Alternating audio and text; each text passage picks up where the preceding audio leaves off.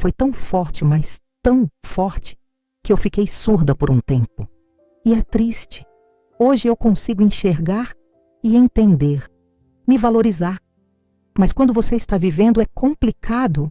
Essas são as palavras de uma mulher criada em um ambiente de violência que escapa de um relacionamento abusivo e, após anos de solidão, descobre que o amor verdadeiro pode existir quando menos se espera.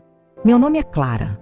Tenho 52 anos agora e nasci no interior, numa cidade chamada Serra Nova, a cerca de 200 quilômetros de Porto Cidade. Quero compartilhar minha história porque acredito que pode ajudar outras mulheres que estão passando pelo que passei. Uma história de dor, mas também de superação. Venho de uma cultura onde a mulher era, e em muitos lugares ainda é, submissa. Minha mãe se casou aos 16 anos com meu pai e teve 12 filhos, 6 meninas, 6 meninos. Dos 12, só sobreviveram 4, eu e 3 irmãos. Cresci num lar extremamente abusivo. Meu pai era alcoólatra. Minha mãe apanhava muito, inclusive durante as gravidezes. Talvez por isso tantos dos meus irmãos não tenham sobrevivido. Nunca houve abuso sexual, graças a Deus, mas o abuso físico e psicológico era intenso. Tínhamos muito medo do nosso pai, muito medo mesmo. E nossa mãe era como uma luz, a única que conseguia trazer alguma vida àquele lugar tão sombrio que foi a minha infância. Quando você cresce num ambiente assim, parece que atrai situações parecidas. Não é uma escolha consciente, acontece naturalmente. Você busca o que conhece, mesmo que seja doloroso. Foi nesse contexto que, aos 13 anos, em 1986, conheci Antônio. Ele tinha 17.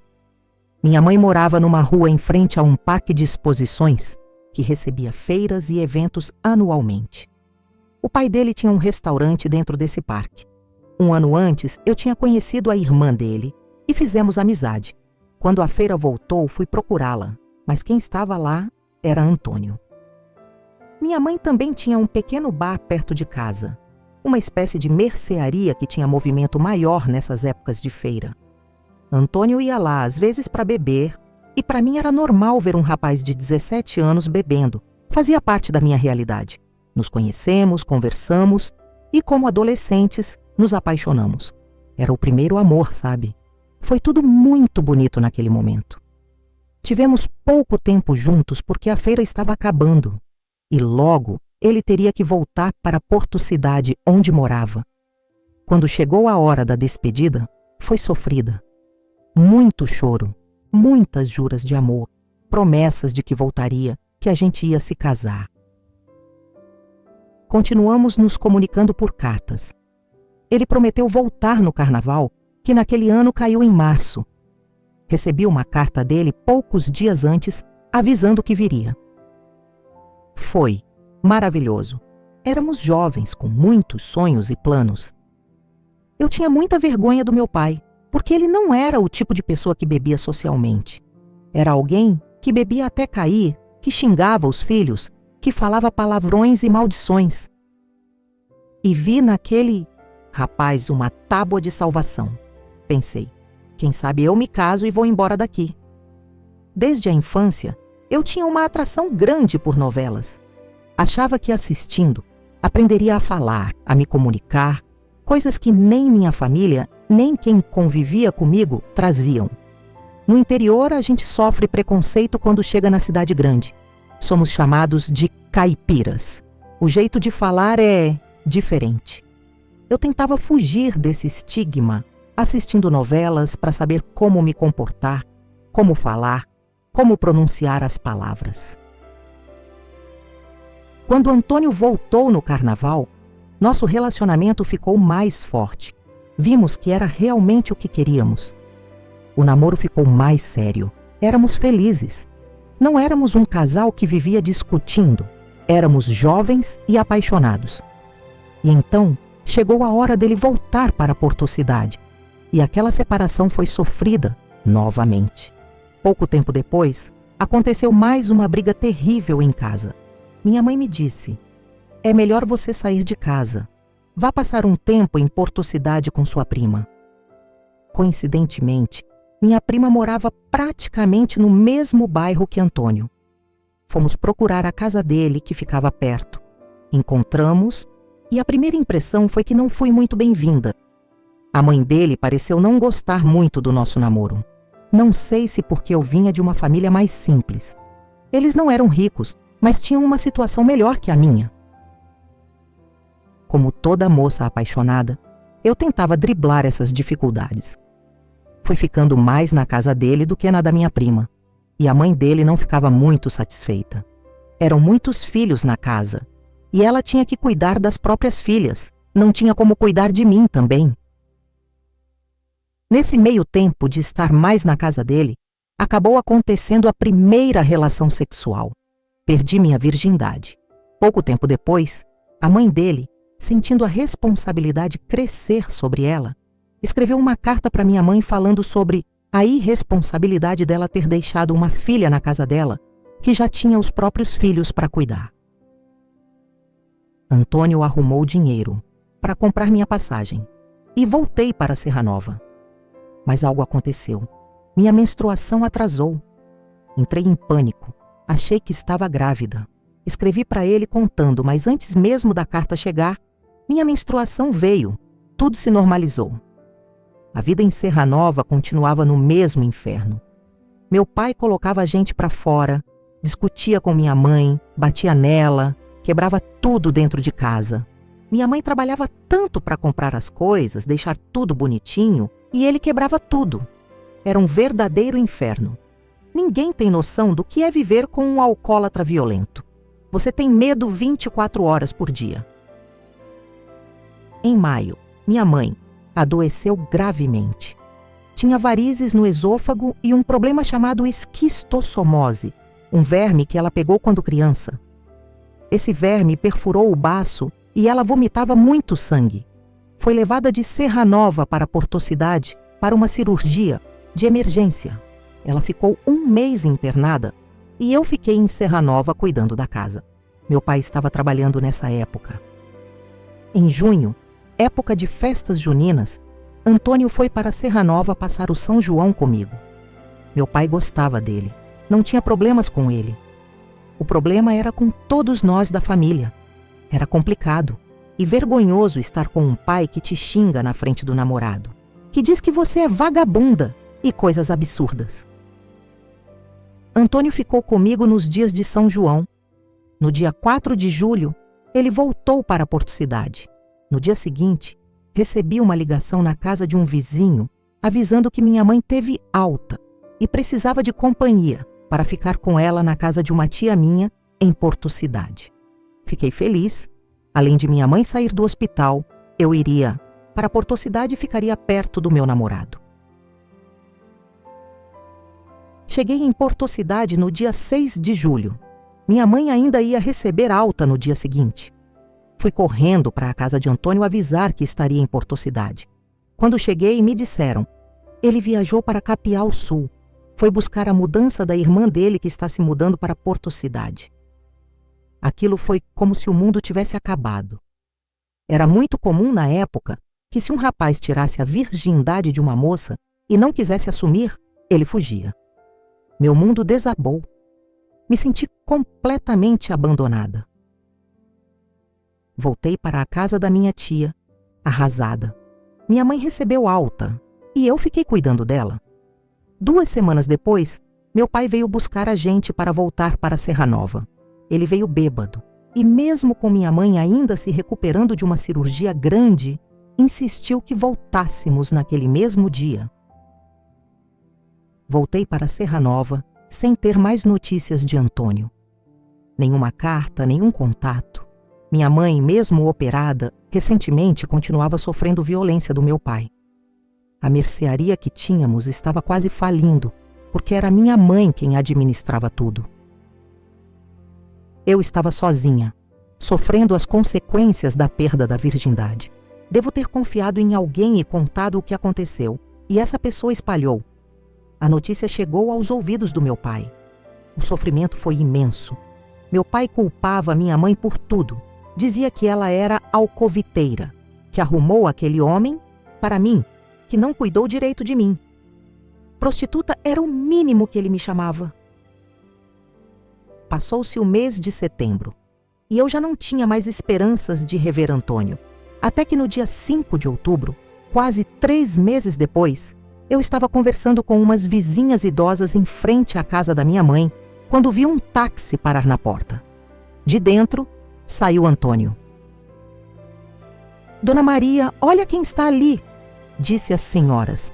Completamente surpresa, elas responderam: "Nossa, ele voltou. Não faça nada de errado. Se você o mandar embora, seu pai vai te matar." Eu tinha raiva, mas atravessei a rua. Quando entrei na mercearia, ele estava de costas. Ao se virar e me ver, abriu os braços e disse: "Meu amor, não disse que ia voltar?" Então tirou do bolso uma aliança e disse: "Voltei para casar com você." Minha mãe estava no balcão, me olhando com desespero, porque sabia que eu não queria mais nada com ele. Eu olhei para ela, ela fez um gesto pedindo que eu me controlasse. Ele me abraçou e eu senti repugnância. Naquele abraço estavam todas as minhas dores. Perguntei como ele passou tanto tempo fora sem dar notícias. Ele deu várias justificativas que para mim não faziam sentido. Antônio entrou, cumprimentou meu pai, que estava dormindo, e explicou que estava ali para assumir sua filha. Contou que havia estado trabalhando, tentando construir um futuro para nós. Aparentemente tudo ficou bem, mas eu não queria mais ficar naquele inferno com meu pai. Era muito difícil. Antônio sugeriu que fôssemos para Porto Cidade, onde seu pai tinha um restaurante no parque de exposições. Poderíamos trabalhar lá, ganhar algum dinheiro e depois alugar um lugar só nosso. Naquele momento, eu já tinha 14 anos e ele 18. Nos dias que ele ficou em Serra Nova, acabamos nos reaproximando. Na minha cabeça, ele era como se fosse meu marido voltando para casa após uma longa viagem.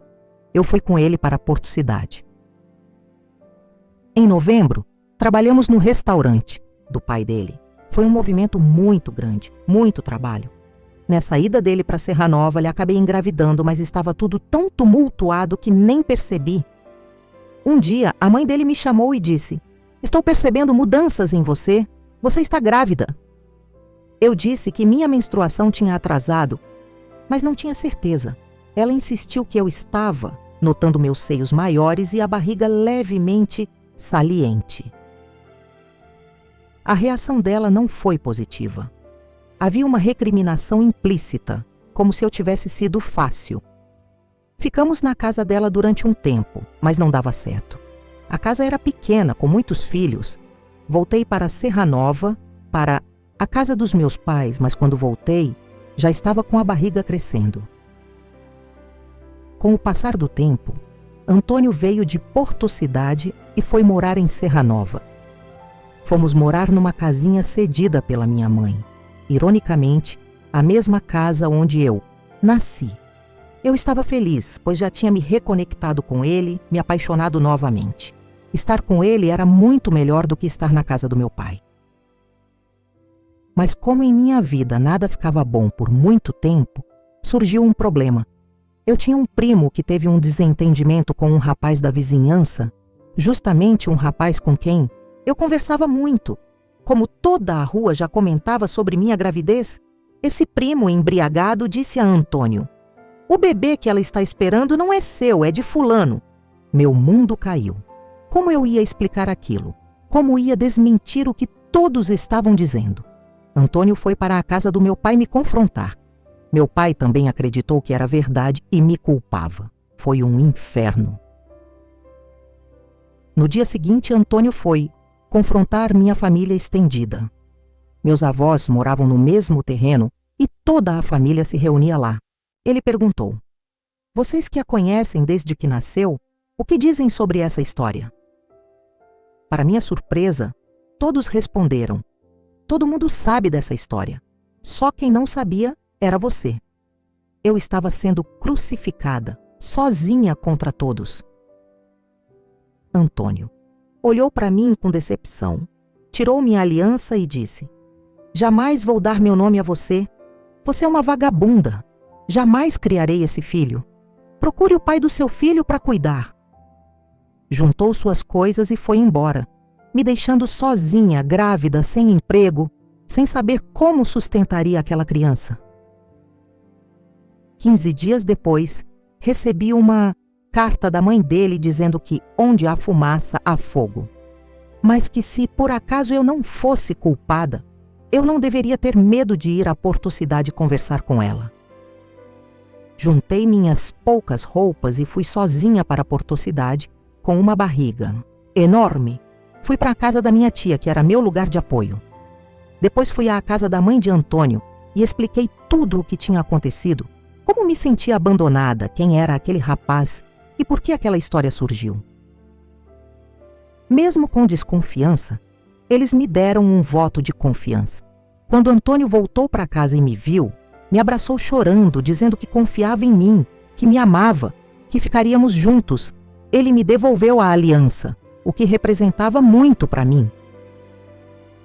Voltei para Serra Nova logo depois, e o tempo foi passando. Chegou a hora do parto. Passei 2 dias no hospital sem a criança nascer, até que a médica resolveu fazer uma cesariana.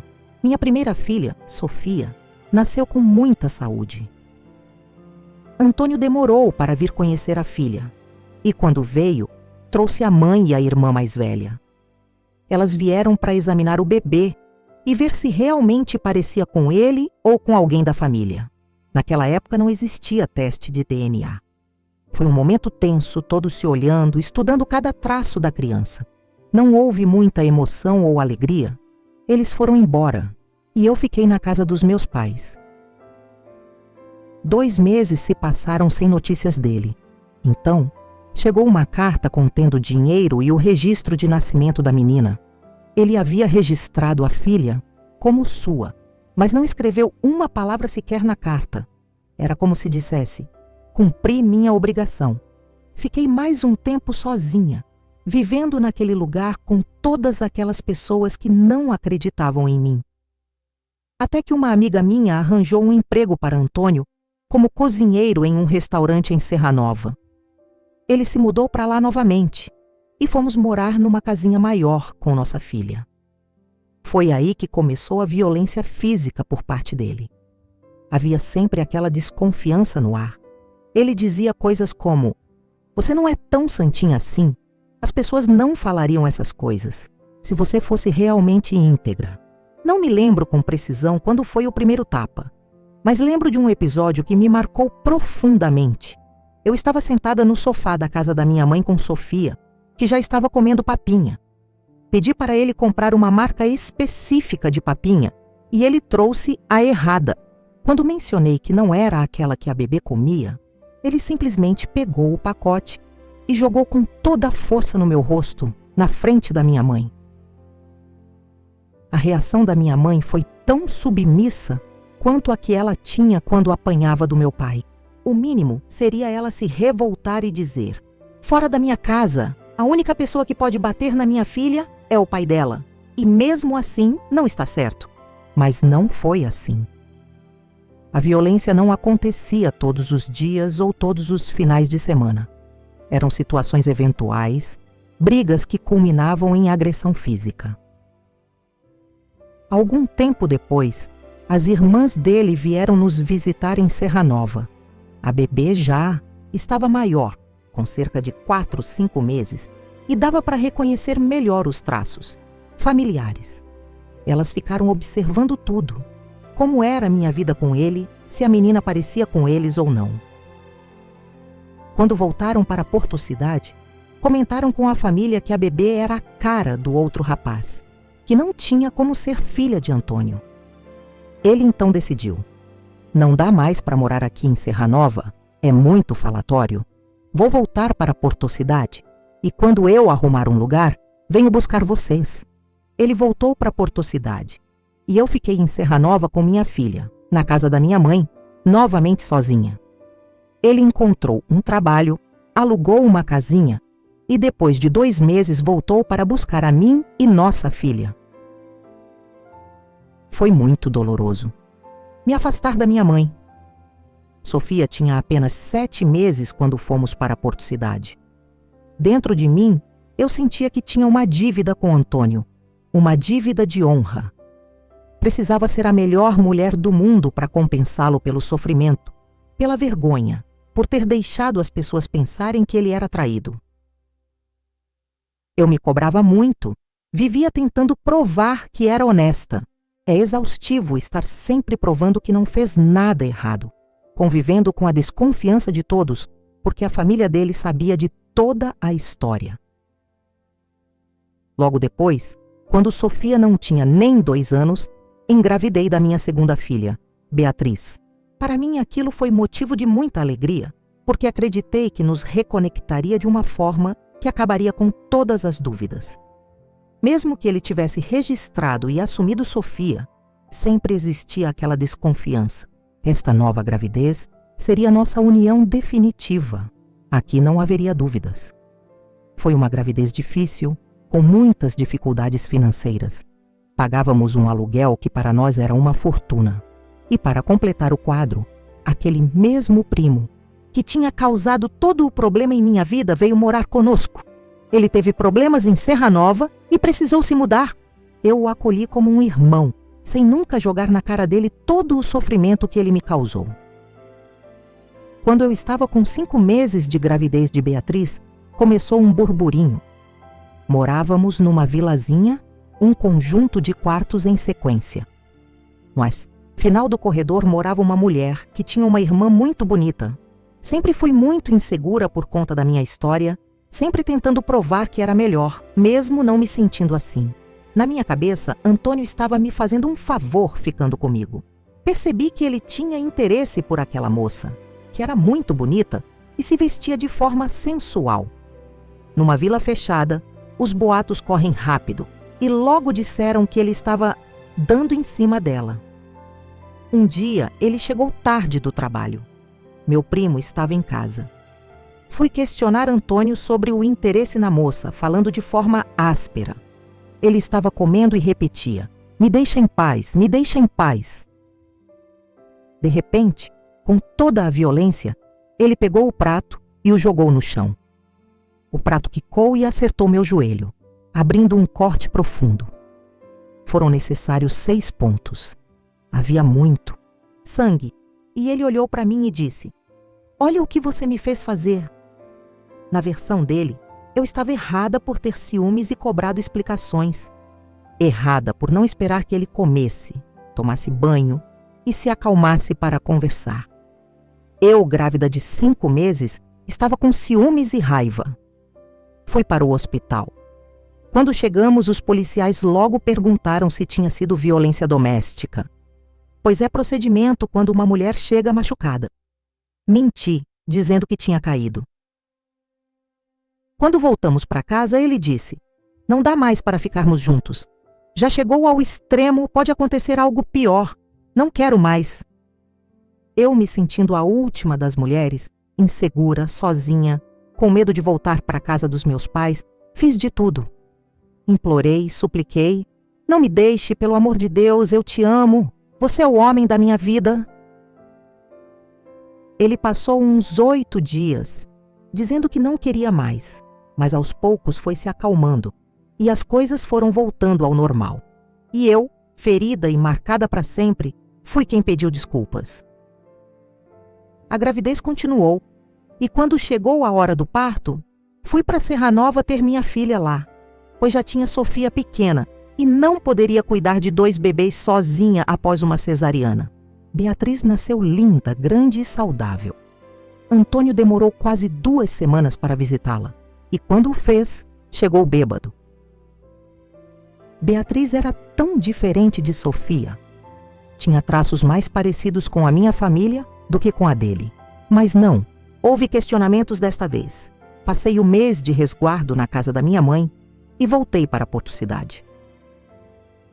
A vida continuou com altos e baixos, violências e humilhações. Mas na minha cabeça, era melhor do que voltar para a casa do meu pai. Nenhuma das situações estava certa, mas quando seu pai é violento, muitas vezes você prefere aguentar a violência do marido. Seu pai tem uma conexão com você que vem do sangue. O marido é um estranho que se acha no direito de bater na sua cara, de ser seu dono, de dizer o que você tem que fazer. Mas nem tudo era ruim. Antônio trabalhava para sustentar a família. Não tinha um trabalho fixo, mas cumpria com as obrigações. E minha mãe continuava sendo minha tábua de salvação. Quando as coisas estavam muito ruins, ela vinha de Serra Nova para Porto Cidade, com uma cesta básica, dinheiro, sandálias e roupas para as meninas. Se a vida não foi pior, foi por causa dela. Tivemos a oportunidade de comprar um terreno.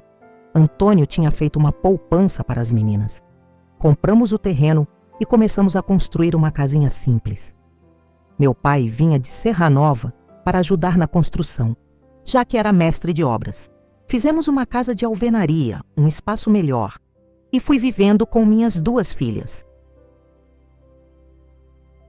Em 1992, engravidei da minha 3ª filha, Júlia.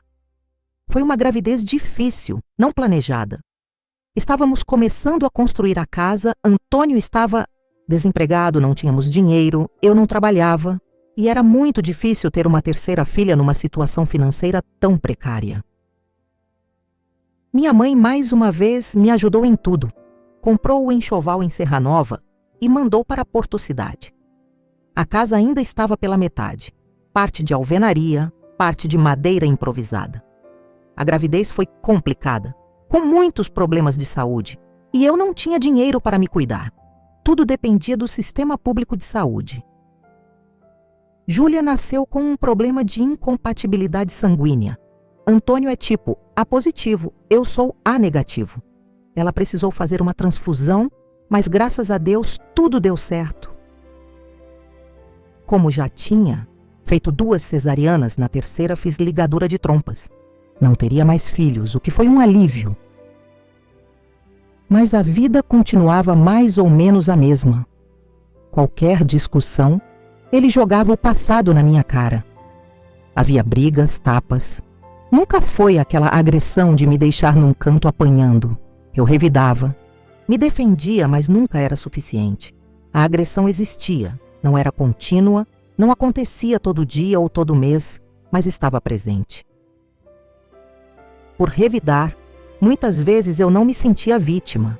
Achava que estávamos em pé de igualdade, porque se ele batia, eu batia de volta. Não é assim que funciona, mas era o que eu pensava na época. Era evidente que ele não me amava mais. Não queria manter aquele casamento, mas não saía da casa por falta de lugar para ir. A casa tinha sido construída com a ajuda dos meus pais, mas ele a considerava dele e não iria sair para voltar para a casa da mãe. Éramos obrigados a viver juntos, mesmo não querendo mais. Nos anos que se seguiram, quando as dificuldades estavam muito grandes, eu voltava para Serra Nova com as meninas. Era meu refúgio. Meu pai já tinha parado de beber e as coisas estavam muito melhores lá. Minha mãe tinha a mercearia, nunca faltava nada. Em Porto Cidade eram traições, humilhações, bebida. Não existia um domingo em família, uma festa, em família, aquela comunhão. Era eu sentada sozinha com minhas filhas, uma vida horrível. Comecei a trabalhar e as coisas melhoraram um pouco financeiramente. Podia dar roupas melhores para minhas filhas. A vida foi ficando um pouco menos difícil. No meu trabalho, comecei a me interessar mais por estudar. A pessoa para quem eu trabalhava era da área de educação. Me dava dicas, me incentivava. Clara, você é muito inteligente, tem que fazer faculdade, ser alguém na vida, tem potencial, fala muito bem. Isso me inspirava a querer ser melhor. Num determinado momento, fui a Serra Nova visitar meu avô que estava com câncer. Foi como uma despedida. No ônibus, conheci uma pessoa. Era alguém que, à primeira vista, me causou repugnância. Bebia, fumava, estava fazendo isso dentro do ônibus. Mas essa pessoa sentou ao meu lado, conversamos e aos poucos fui olhando para ela de outro modo. Me apaixonei. Quando voltei para Porto Cidade, contei a Antônio que tinha conhecido alguém. Ele enlouqueceu, me xingou, me humilhou, mas não me bateu. Foi para a casa da mãe dele, que ficava numa rua próxima. Naquele momento, percebi que ainda o amava e que tinha feito uma besteira ao me apaixonar por outra pessoa. Pensei, meu Deus, o que fiz? Perdi meu marido, vou ficar sozinha. Minha mãe sempre dizia que mulher sozinha não era nada, que ruim com ele, pior sem ele, que o homem era o esteio da família. Eu tinha internalizado isso, que o homem era tudo e uma mulher sozinha não era nada. Eu ia muito à casa da mãe dele me humilhar, pedindo para ele voltar. Ele tinha outra pessoa, não admitia, mas eu sabia. Ele falava ao telefone com ela, passava a noite fora. Quando decidi falar que estava me interessando por outra pessoa, destruí toda a imagem de mulher que tinha construído ao longo de quase 20 anos. A mulher pura, santa, puritana. Destruí tudo ao admitir que estava apaixonada por outra pessoa. Depois daquele encontro no ônibus, conheci um outro homem, desta vez no ônibus para o trabalho. Foi após um assalto. Eu estava fragilizada e ele me apoiou. Criamos uma amizade e comecei a me relacionar com ele.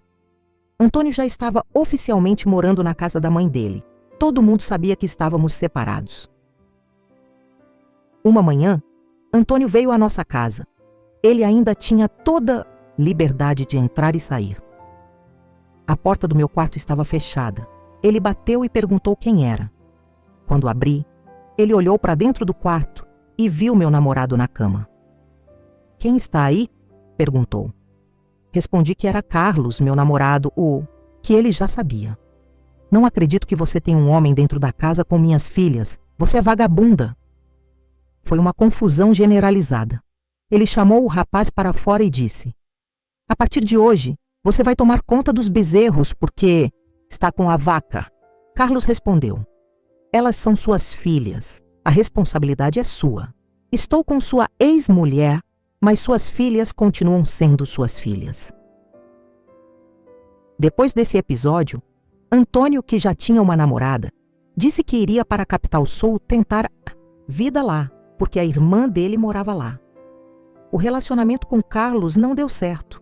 Ele era uma boa pessoa, mas tinha outras responsabilidades. Cuidava dos irmãos mais novos e da mãe. Não havia espaço para mais uma família em sua vida. Meu olhar voltou para Antônio. Pensei, quem sabe, quando ele for para a capital sul, nós nos reconectamos. Ele vai perceber que eu vivi minha vida, assim como ele viveu a dele. Tivemos outros relacionamentos e podemos recomeçar. Na minha cabeça seria maravilhoso. Teríamos tudo o que não tivemos quando éramos mais jovens. Ele foi para a capital sul e ficou alguns meses. Conversávamos por telefone e eu estava esperançosa. Na verdade, acho que nunca tinha deixado de amá-lo apesar de tudo. Comecei a me reapaixonar à distância.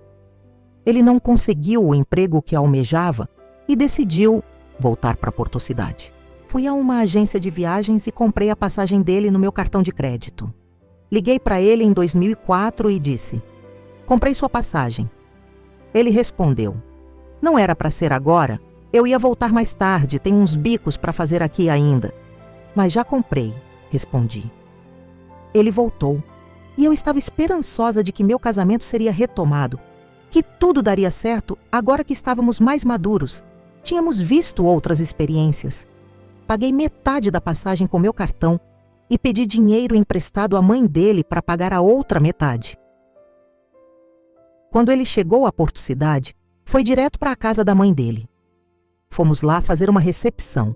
Os irmãos estavam ansiosos para vê-lo. Ficamos na casa dela e o tempo foi passando. Chegou a noite e ele não vinha para casa. Finalmente ele disse: "Estou indo para casa." Eu disse: "Vou na frente, te espero lá." Ele respondeu: "Está bem."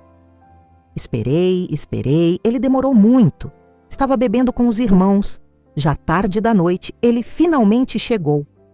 Júlia, minha filha mais nova, estava dormindo comigo.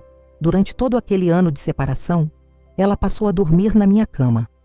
Antônio deitou na mesma cama com Júlia entre nós. No dia seguinte, Mandei Júlia dormir no quarto das irmãs, pensando: vamos voltar a ser um casal. Deitamos na mesma cama, eu ansiosa por aquela noite de reencontro, daquela noite especial. Esperei e nada aconteceu.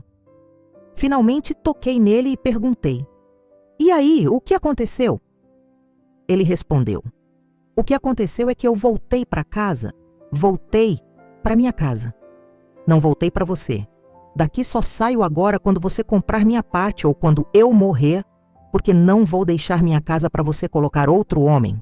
Ou seja, ele não voltou por minha causa, voltou pela casa. Se você ainda estivesse com aquele namorado que encontrei aqui, não teria mais essa oportunidade, porque homem nenhum entraria mais nesta casa que é minha. Vou ficar aqui até achar um lugar para onde ir ou até você comprar minha parte. Mas não saio daqui. Voltei para minha casa, não para você. Meu mundo caiu. Ok, já que você não voltou para mim, vamos separar os quartos. Me mudei para um quarto com as meninas e ele ficou no outro. Assim vivemos. Era muito difícil. Ele estava desempregado, só eu trabalhava e ganhava muito pouco. Chegou um momento em que a convivência se tornou insustentável. Havia muitas brigas. Eu não podia sair porque ele achava que eu devia manter os bons costumes, enquanto ele podia viver a vida do jeito que quisesse. Ele não queria ser chamado de corno, já que morávamos na mesma casa, e não ia sair explicando para cada vizinho que não éramos mais casados. Para os vizinhos éramos um casal. Então eu não podia ter vida, mas ele podia. Durante o carnaval resolvi me divertir. Porto Cidade é conhecida por seu carnaval maravilhoso. Fui com um irmão dele que era muito meu amigo e meu ex-namorado que agora era apenas amigo. Curtimos o dia inteiro. Foi o melhor carnaval da minha vida. Quando voltei para casa, queria ir a um show que aconteceria no centro da cidade mais tarde. Estava me arrumando, entrei no banheiro para tomar banho quando Antônio chegou em casa. Ele também vinha do carnaval com outros amigos. Onde você vai? Perguntou. Vou ao show no centro, respondi. Não vai não, ele afirmou. Entrei num banheiro para tomar banho e ele entrou atrás de mim. Me pegou pelo pescoço, me encostou na parede e me deu um tapa no rosto com toda a força. O tapa pegou na minha orelha esquerda.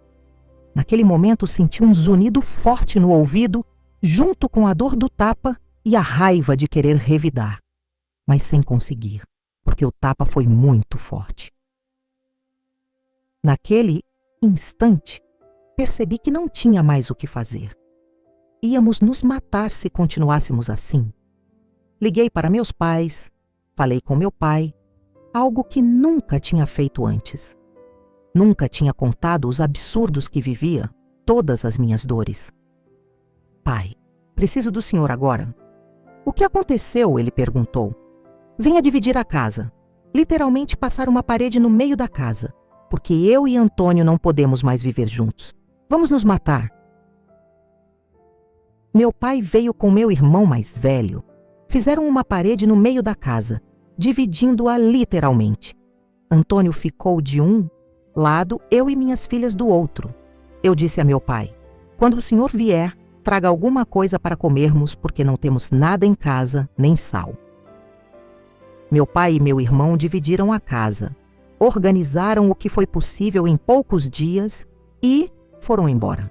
Fiquei com minhas filhas numa casa que não era muito grande, mas razoável, e que agora estava reduzida a 2 quartos e um banheiro. Uma irmã de Antônio, ironicamente aquela mesma que conheci em 1985, a primeira pessoa da família dele que conheci, me arranjou um emprego como vendedora num shopping. Comecei a trabalhar e as coisas foram melhorando um pouco. Sofia já morava em Capital Sul com o filho dela, Beatriz estudava em tempo integral e eu trabalhava no shopping. Mesmo com dificuldades, a vida foi seguindo. A casa era simples, eu ganhava um salário mínimo, quase não dava para nada, mas sustentava a mim e as minhas filhas. Era viver um dia de cada vez. Depois de 1 ano trabalhando, a empresa fechou. A dona me perguntou se eu queria ir para outra loja em outro shopping. Respondi, não, vou para a Capital Sul visitar minha filha. Quando voltei, Sofia, que já era mãe, arranjou um emprego melhor do que o meu. A situação financeira foi melhorando. Conseguimos arrumar a casa, aumentá-la, fazer outros cômodos. Antônio e eu continuávamos dividindo a casa. Ele de um lado, eu do outro. Não éramos inimigos que viviam discutindo, apenas vizinhos que dividiam um espaço. Ao longo dos anos, a relação foi se reconstruindo no sentido de que ele era alguém com quem eu podia contar para pequenos reparos na casa. Sempre esteve presente nisso, tínhamos o vínculo das filhas em comum. O tempo foi passando, as meninas cresceram, casaram. Sofia já era casada e morava em outra cidade. Eu fui ficando na mesma casa com algumas melhorias, mas era a mesma. Passei 18 anos sozinha. Não tive relacionamentos sérios, não namorei, não morei com ninguém. Meu mundo era cuidar das filhas. Se uma precisava de mim, eu ia onde ela estivesse. Minha casa era meu refúgio. Quando todas saíram de casa, fiquei sozinha de verdade. Veio a pandemia e o isolamento se intensificou. Minhas filhas estavam longe. Beatriz voltou a morar comigo por um tempo após se separar. Eu passei quase todo o período da pandemia na cama. Só saía para fazer comida, tomar banho e voltar para a cama. Meu corpo ficou literalmente marcado no colchão. Minhas filhas estavam muito preocupadas. Mãe, você está deprimida? O que está acontecendo? Elas tinham todo tipo de medo sobre as causas da depressão. Não sei se era exatamente uma depressão, mas era uma tristeza profunda. Não queria morrer, queria viver uma história de amor, viver um grande amor que não pude ter antes por causa de toda aquela vida conturbada. E havia um agravante. Aquele tapa que levei em 2008, na orelha esquerda, ocasionou minha surdez. Tive uma perda auditiva muito grande. Preferia ficar sozinha porque não precisava interagir, o que era difícil por não ouvir bem. Quando estava com pessoas, eu falava o tempo todo para não ter que ouvir, porque não entendia direito o que diziam. Fui me isolando cada vez mais. Até que uma sobrinha, que na verdade é sobrinha de Antônio, planejou abrir um restaurante com as irmãs. Eu não estava trabalhando há muito tempo. Minhas filhas me sustentavam. Tinha casa própria, não pagava aluguel. Vivia no meu mundo, isolada.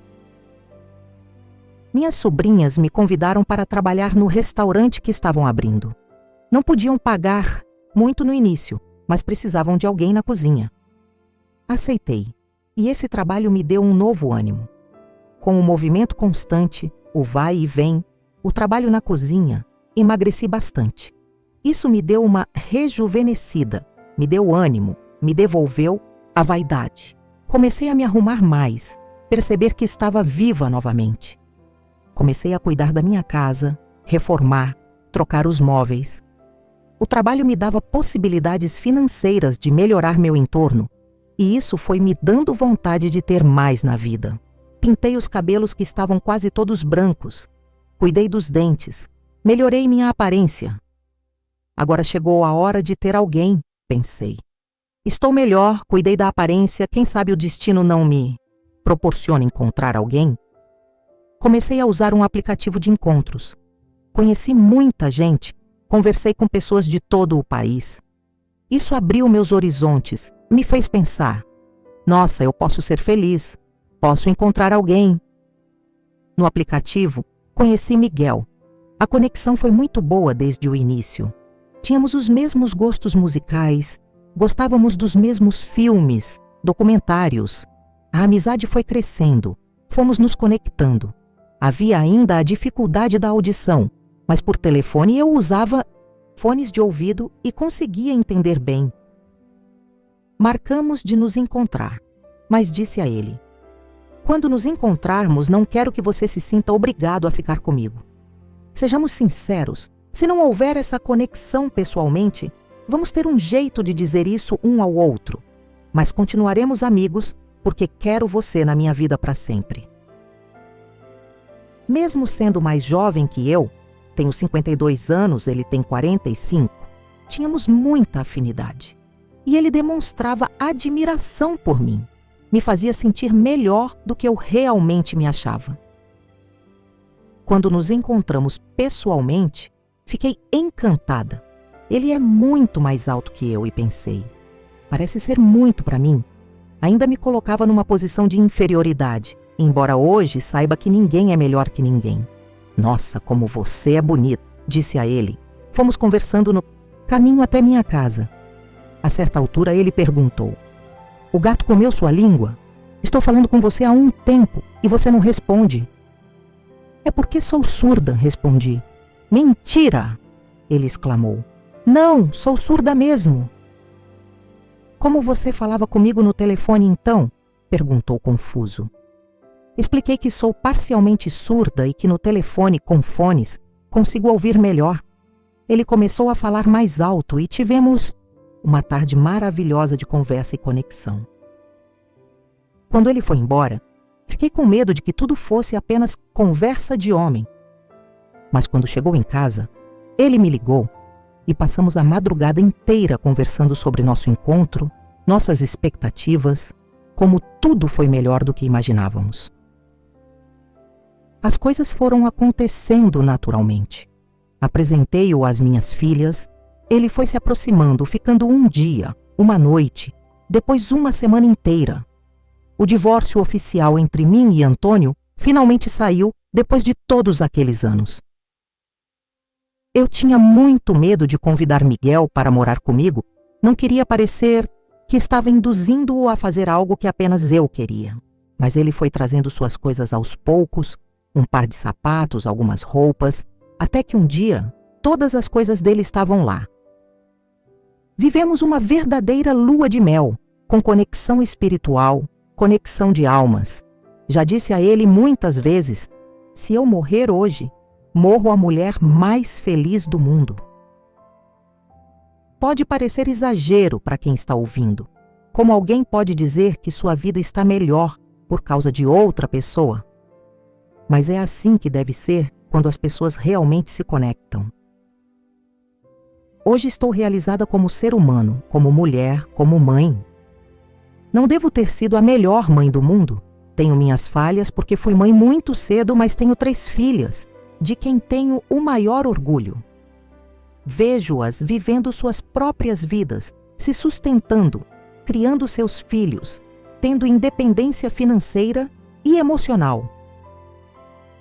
Apesar das dores que me viram passar, elas têm vidas melhores que a minha. Formaram-se mulheres melhores do que eu fui, psicologicamente preparadas para querer coisas melhores para si mesmas. Isso me satisfaz, saber que não repetiram meus erros, que não vivem relacionamentos doentios ou casamentos abusivos. Vivo agora uma relação madura, onde tudo é consensual, conversado, compartilhado. É uma vida de sonho. As dores e mágoas ficaram no passado. Não esqueço, porque tenho a surdez que, quando tiro o aparelho, me devolve ao silêncio. Isso me faz lembrar de onde vim e o que vivi, mas não tenho mágoa nem raiva. Desejo o bem a Antônio. Sei que ele se tornou uma pessoa melhor. Esta história não é para denegrir sua imagem, mas para contar uma jornada e dizer que existe vida após a separação. Todos nós, eu, meu atual marido, a atual esposa de Antônio, temos direito de refazer a vida e ser felizes. Em algum lugar, existe alguém que pode se conectar com você e fazê-la feliz novamente. Antônio não foi um bom marido para mim, mas é muito bom marido para sua esposa atual. As pessoas tendem a mostrar seu pior lado em certas situações, mas também tem um lado bom que precisa ser ativado de alguma forma. Talvez eu tenha ativado o pior lado dele, e ela, como esposa, ativou o melhor. 3 meses após essa entrevista, descobri algo extraordinário. Um dia, enquanto conversávamos sobre nossas famílias, Miguel mencionou uma prima de 2º grau chamada Tânia, que morava em Serra Nova. Perguntei se era a Tânia da Rua das Flores, e ele confirmou. Fiquei chocada. Tânia era justamente uma das senhoras idosas com quem eu conversava nos meus momentos mais difíceis, aquela que me aconselhou no dia em que Antônio voltou de táxi. Quando mencionei isso a Miguel, ele sorriu de uma forma estranha. Depois de muita insistência, ele confessou. Tânia sabia exatamente quem eu era desde o início. Tinha me acompanhado de longe todos esses anos. Sabia da minha separação, da violência que sofri. Quando viu meu perfil no aplicativo, reconheceu minha foto e, sabendo que eu e Miguel tínhamos muito em comum, criou um plano para nos aproximar. Ela havia falado sobre mim para ele muito antes de nos conhecermos online, plantando a semente da curiosidade. Nossa conexão instantânea tinha sido cuidadosamente orquestrada por ela. A princípio fiquei confusa, até um pouco chateada, por não ter sido um encontro totalmente espontâneo, mas logo percebi. Aquilo não diminuía em nada o que sentíamos um pelo outro. Na verdade, era como se o universo, através de Tânia, tivesse conspirado para nos unir, para me recompensar por todos aqueles anos de sofrimento. Hoje agradecemos a Tânia por sua interferência divina em nossas vidas. Algumas vezes, o destino precisa de uma pequena ajuda para acontecer.